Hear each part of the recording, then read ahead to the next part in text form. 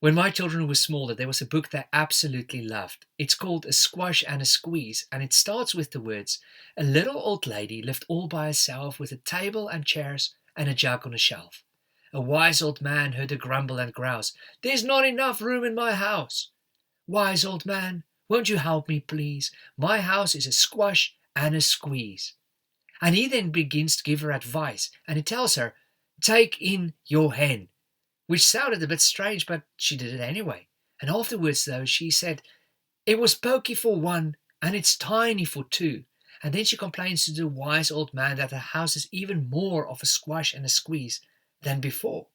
He then tells her to take in her goat, which caused the house to feel even more crowded than before. And then he gives her some more advice to take in her pig. And you can probably see where this is going, because you can just imagine the havoc these animals would cause in her small house. And so she complains even more terribly than before. And the wise old man tells her to take in her cow, which she does, leading to enormous chaos in her small house. And she then cries out, "Heavens alive, it was teeny for four and it's weeny for five. I'm tearing my hair out, I'm down on my knees. My house is a squash and a squeeze." And I'm not sure why, because so far he didn't seem to help her at all. But she actually goes back to the old man and asks him for some more advice. And he then tells her, "Take all the animals out," which obviously brought great relief to her.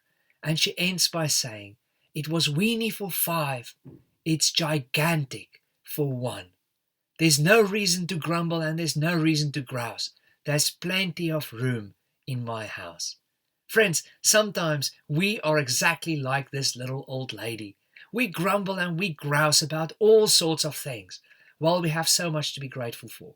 Unfortunately, we often have to lose something first at times before we realize how important it actually is, whether that be our health or a relationship or a job.